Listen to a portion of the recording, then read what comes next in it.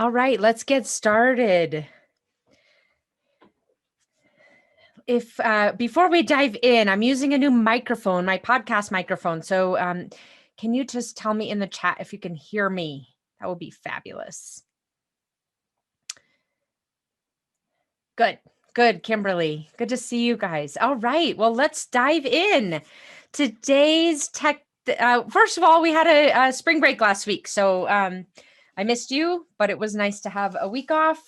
Didn't get to go anywhere exciting, but definitely looking forward to starting to travel again. So hopefully you've got some fun spring break plans. That is our break for spring. So now we're back up and running. It's April 2nd. And today's topic is creating and achieving your Q2 plan, because we just started Q2. So I wanted to dive in and help walk you through a plan so that you can take a step out of whatever you're doing, working on your IC business or in your full-time role, and make some plans, make some goals, and achieve them this time. So that's the framework that I'm going to walk you through today. It is a portion of a workshop that I just gave to a group of independent consultants. That was a 90-minute workshop. So this is a smaller version of that, but we're hitting all the key points today. So if you are watching live, thank you for being here. If you're watching on the replay, follow along and do the work with us, so that you leave this 30 minutes with the Q2 plan. So get out your notebooks, because this is going to be very much of a working lunch today. If we haven't met yet, I'll just quickly introduce myself. I am Melissa Lieberman. I am a business development and career coach, and I am an expert at helping independent consultants and tech leaders achieve their big goals. So I've been an independent consultant for the last 9 years. I've built several businesses on my own, helped others do the same, and I'm excited to share a lot of those strategies and mindsets with you in this lunch. So with that, let's dive in and talk about what the purpose of today's lunch is. At the end of the day, we want to make sure that you've taken the time to set your Q2 plan. You know what that is and how it maps into the bigger picture of what you're wanting to accomplish. And then also that you've got the tools and the systems in place to maintain consistency, accountability, and momentum. Because there's no sense in making a plan. I know we've all done it. I've done it many times myself, which is write an amazing plan, come up with some really unique ideas, even some great strategies, some big goals, and then we literally close the notebook and never look at it again. So I want to make sure that that doesn't happen, and you're not just creating your goals, but you're also achieving those goals and plans. So with that, that is our focus for today. So let's start out, and again, get your notebooks out. I'm going to give you a little bit of time to work through this as we go today. So the first thing is we always want to make sure where we're headed. What is our vision? So I'm going to ask you to take a step back, just kind of take all of you might be kind of in the weeds. It's, if you're live here, it's Friday. So many things have happened during the course of this week and throughout Q1. Just take a moment to zoom out 5 years or 10 years, however far you need to go in order to kind of clear your head of whatever's weighing you down at the moment. And ask yourself a few questions about the vision for your career, the vision for your business. The first question that I'll have you answer is like, what in 5 years or 10 years, wherever that point in the future is, what do you want your career and your business to look like?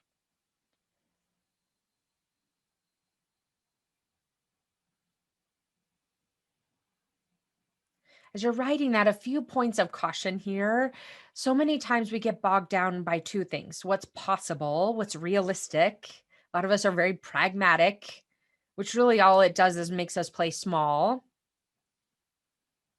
And number two, so don't get bogged down by what's pragmatic. Doesn't matter. Just this is for you. No one's going to laugh at you. It's like sometimes it takes us all the way back, right? No one's going to laugh at you if this seems outlandish. Just put down what you want to put down. And that kind of bleeds into the second thing, which is don't worry about what you should be doing. What's other people think you should be doing? What do you want to be doing? What is your career? What does your business look like in 5 years? And then the second question, which relates to what I was just talking about, is why do you want this? What is the driver for what you just wrote down?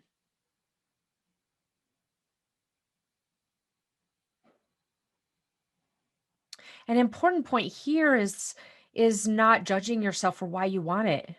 Maybe you want to make a lot of money. There's nothing wrong with that. There's a lot of societal things and judgments, right? But forget about that. We're just writing this down for you. And notice for yourself, why do you want it? Are you arguing with yourself about, I shouldn't want that? Or I have too much already. Oh, I shouldn't have that much. All these mental chatter that happens that creates us an internal argument, which just literally extinguishes the vision before you even start doing anything with it. So answer yourself those two questions just to let's just take ourselves out of the day-to-day up to that 30,000 foot level and know where it is that you want to be headed. Some of you might say, well, I don't know, Melissa, I don't know where I want to be headed. Well, at least, take a stab at it. I don't know where you want to be headed. No one else does. You get to decide. And it's usually our initial reaction. It's our initial kind of, and then all of that chatter starts internally and we start talking ourselves out of it. If you can really notice that initial intuition, that's usually the answer if you're having a hard time with this question. It could be more than one thing too. There's no rules here. So put down multiple things. It doesn't matter. There's no right amount or wrong amount, except for a blank paper. Okay, so that's the vision. That's the first step. Again, where do I want to head and why? Do I like my reason? Now we're going to look at where you're at right now. So what's your current state? Again, we're just looking at the big picture here, and then we'll drill it down into Q2. And at the end, I'll talk about some accountability systems that you can set up to make sure that you're able to achieve whatever it is that you plan out. So ask yourself a couple of questions about your current state. And I always like to start with what's working well now. Most of us are problem solvers by nature. We love solving problems. We love finding problems and solving problems, but it puts us into a different frame of mind when we're always looking for what's not working first versus really what is working. How far along toward the vision that you set on that last exercise are you? Where are you kind of already in that trajectory? Write that down. Give yourself credit.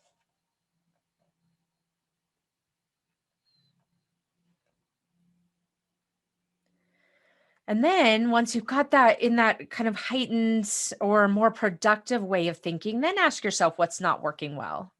Maybe there's some things that you haven't even started focusing in on yet for this year. Or a multi-year, approach that you need to get going on. Maybe there's some things you've tried that aren't necessarily working. What's not working well for you against that bigger vision? No judgment, no self-judgment, or this is a problem. Just trying to get some facts down on the piece of paper.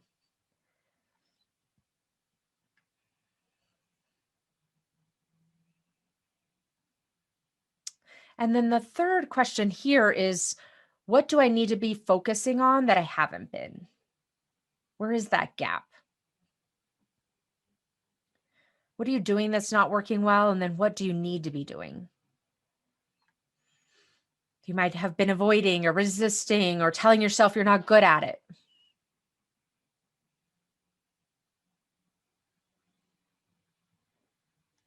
For a lot of us, it's some form of business development, for example, pipeline development. I'll do that later. I've got to really roll up my sleeves for whatever the project is that I'm working on right now. You know that you know better, but you just keep doing it, whatever that looks like. So what is that current state? It's just a report of the current state of affairs. And when I go through this workshop in more detail, which I think I'm going to start offering at the end of each quarter, there's a lot more diagnostics, but this gives a really good high level checkpoint of where you're at against that vision. So now we know where you want to go at a high level, and we know where the gaps might be from the current state. You know what's working and what's not working and what you need to be focusing on. So just take a moment and just break that out for 2021 into some quarterly themes. What makes the most sense to focus on? And we're not talking about kind of the run, maintain sort of things. That's probably what you're used to doing every day. What we're talking about here is elevating you up another level to look at what do you need to do in order to make a dent and make a good chunk of progress toward the vision that you set forth. So what would those themes be? Q1, Q2, Q3, Q4. To start making a really 3 solid dents against that, 3 solid steps forward against that overall vision.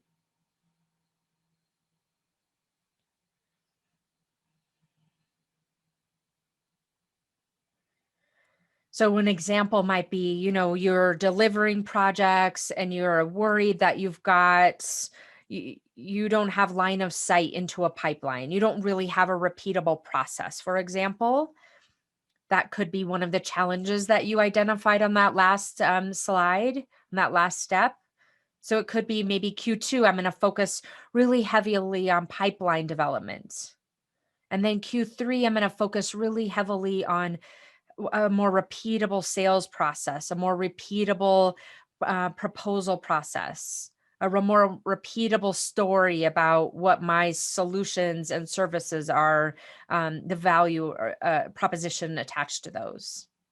Those could be some examples.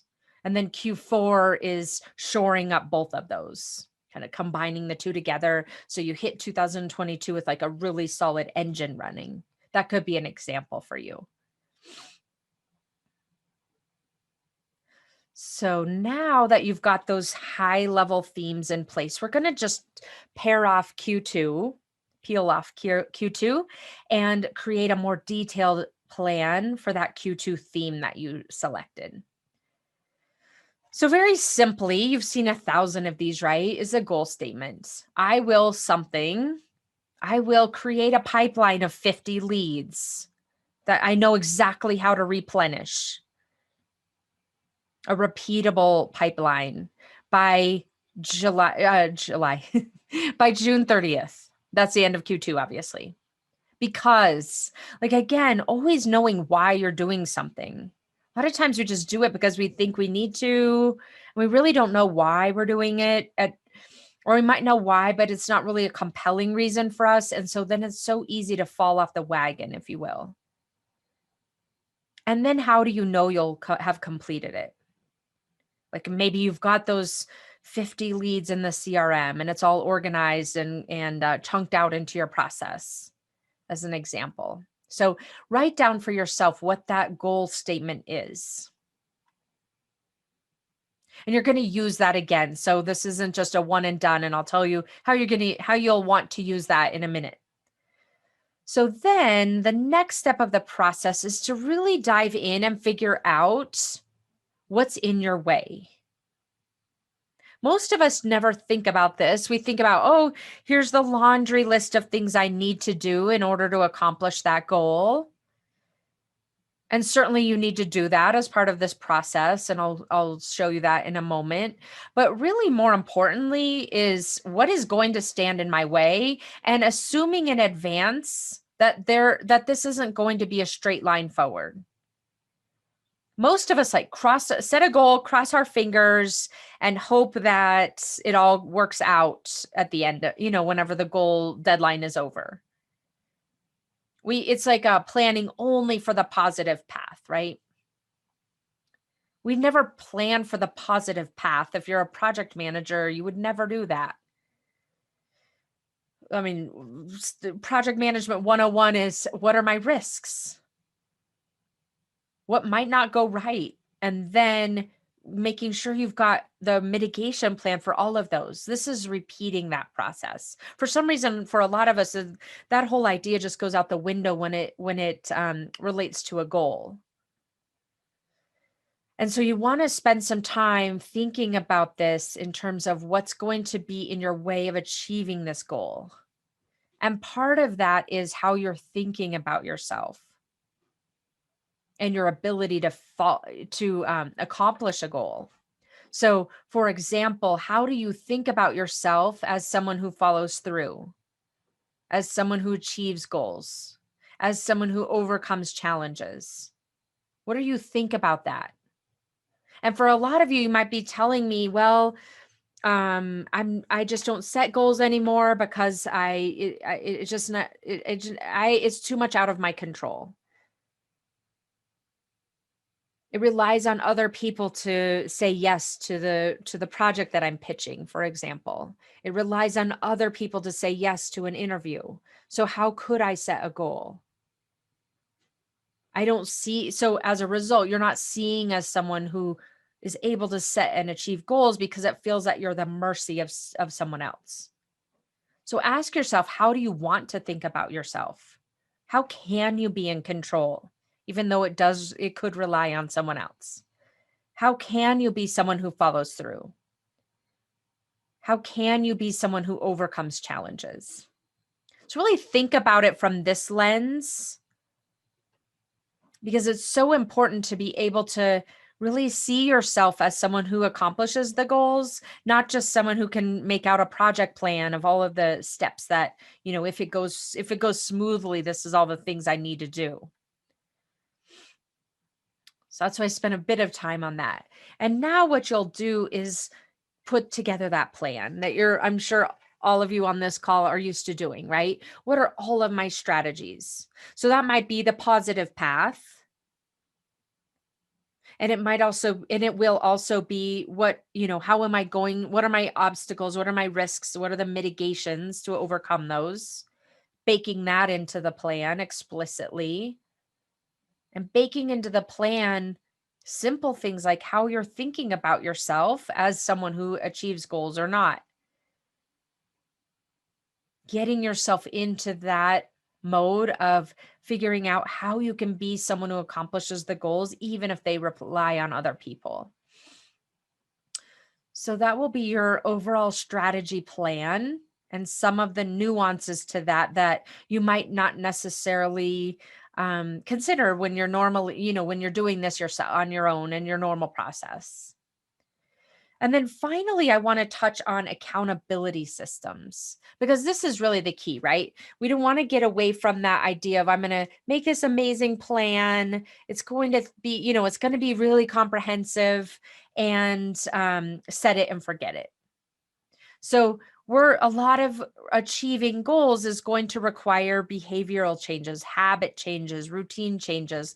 And that's where this accountability system comes in. So for example, if you are an IC, how do you go from really focusing on your project, finishing the project, and then switching over to lead generation and selling, and constantly one or the other, versus how can I build up a new routine, a new habit that's a daily practice and keeps my business flowing, where I'm working on my business and also in my business. So that's where these accountability systems come in. So I'm going to share with you a few techniques. This isn't the whole toolkit here, but it gives you some really high level, powerful techniques that you can use to put these practices into place for Q2. So the first is, we set that Q2 plan. You've got at least some starting points for it. And so go back and finish that if you haven't been able to do that as we've been flying through this presentation. And so then on a monthly basis, so you can start this, in April, revisit that goal. What is the goal? and what is your progress against it? What are your monthly objectives? So how does Q2 break down into April, May, June? And then at the end of the month, did you meet those objectives or not? And if not, why? And constantly evaluating without the judgment of you're either good or bad, right? It's not about that. It's about how do you get to the place where you're objectively evaluating and iterating. And then from a weekly perspective, again, keeping the goal top of mind. What is the goal and what has been your progress against it? I'm in a mastermind right now of there's 30 other coaches in there. We're all working toward our own goals, and our coach has us report this every month. And I will be honest with you, there are months where I don't even think about it until she says we need to report these numbers. And it makes me remember I haven't been really diving into this on a weekly basis. And so all of a sudden at the end of the month, I'm surprised, and I shouldn't be. I should know exactly where I'm at every week, if not every day, against whatever that goal is for Q2. And then that rolls up to the goal of the year as well. One good way to organize this is in a form of a sprint. For a lot of us from technology, we're used to those type of agile processes. What would a sprint look like, whether it's a 1-week sprint or a 2-week sprint, and organizing and breaking down the month into that kind of a construct? Another construct that works really well from an accountability perspective is setting yourself up with good, better, best objectives. So again, using that pipeline example that I shared earlier, the goal is, let's just say your goal is on a quarterly basis to have 50 leads. And so that breaks down to, we'll just call it 23. Yeah, my math is bad. 21, 22 leads per month. And so then what does that break down? Good, better, best per week. So maybe it's 7 good, 6 better, 5 best, or something like that. So that it doesn't feel like such a pass or fail and you start to lose motivation. It's a great way to set yourself up for success. And then finally, making sure that you're evaluating on a weekly basis. I have an appointment with myself every Friday. It's called Friday Hour Done. And I look back at the week and figure out, what did I accomplish that I had planned to?